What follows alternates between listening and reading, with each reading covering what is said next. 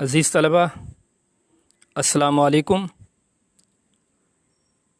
ہم رموز اوقاف پڑھ رہے ہیں۔ پہلے 2 لیکچر میں ہم نے کچھ رموز اوقاف پڑھے۔ آپ کو پہلے بھی بتایا تھا کہ یہ 5 نمبر کا سوال معروضی میں آئے گا۔ اس سے قبل 2 لیکچر میں ہم نے سکتہ، وقفہ، رابطہ، تفصیلیہ، ختمہ، ندائیہ، فجائیہ اور واوین پڑھے۔ اب 3 سوالیہ، قوسین اور خط، یہ 3 رموز اوقاف رہ گئے جو آج ہم پڑھیں گے۔ اس کی ابتدا ہم کرتے ہیں سوالیہ سے، جسے استفہامیہ بھی کہتے ہیں۔ جیسا کہ آپ کے علم میں ہے، استفہام کا مطلب بھی پوچھنا ہی ہے۔ تو یہ علامت سوالیہ جملے کے اختتام پر لگائی جاتی ہے۔ بالکل آسان ہے۔ کسی سے کوئی چیز پوچھی جائے تو اس جملے کے آخر میں سوالیہ کی علامت استعمال کرتے ہیں۔ جہاں سوالیہ کی علامت استعمال ہوگی وہاں ختمہ کی طرح ہم ٹھہریں گے، یعنی جتنا وہاں پہ ٹھہراؤ کرتے ہیں، رکتے ہیں، بالکل ختمے جتنا، یعنی مکمل بھرپور جو ٹھہراؤ ہے وہ یہاں پہ کیا جاتا ہے۔ مثال اس کی، تم کہاں جا رہے ہو؟ کیا تم نے پانی پی لیا ہے؟ تو عزیز طلبہ، یہ ہو گیا سوالیہ یا استفہامیہ، جو کہ بالکل آسان سا ہے۔ ہم تحریر میں عام طور پر بہت زیادہ یہ استعمال بھی کرتے ہیں۔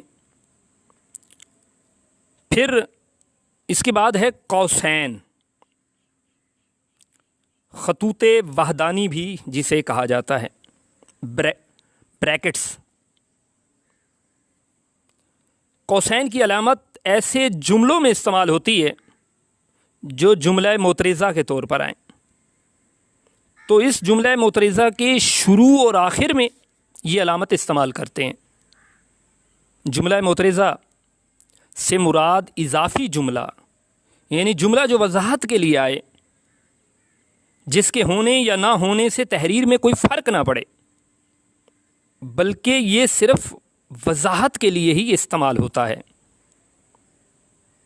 تو قوسین، خطوط وحدانی، یہ جملہ معترضہ، یعنی اضافی جملہ کوئی آ گیا اسی میں یہ استعمال ہوتی ہے علامت جو ہے۔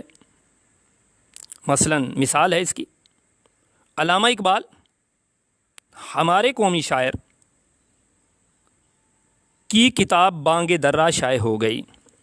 اب اس میں ہمارے قومی شاعر جو ہے وہ ایک اضافی بات آ رہی ہے، تو ہم اس ہمارے قومی شاعر کو یہ قوسین سے اس میں لگا دیں گے، یعنی چھوٹی بریکٹ جو ہے۔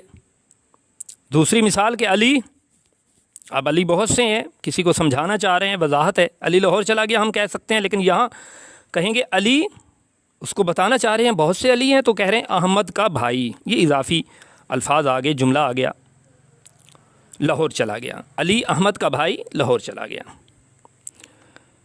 پھر آخری ہے ہمارا رموز اوقاف میں سے خط یا لکیر۔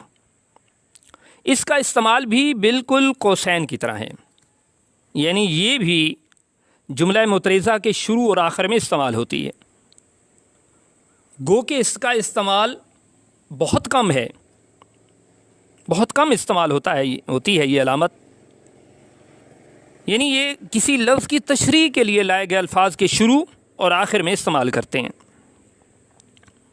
مثلاً کہ اس کی زندگی کا سارا اثاثہ گھر، زمین اور جائیداد سیلاب کی نظر ہو گیا۔ بالکل اسی طرح جیسے ہم نے قوسین میں پڑھا تھا، اور وہی استعمال ہے کہ گھر، زمین اور جائیداد، وہ اضافی باتیں لائی جا رہی ہیں، ان کو پھر خط یا لکیر میں، لکیر کے درمیان میں کر دیں گے۔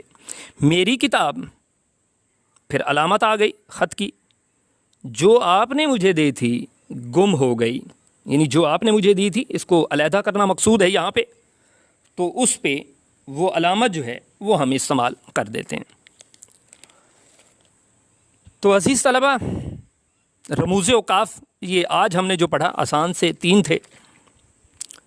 تو رموز اوقاف اختتام کو پہنچے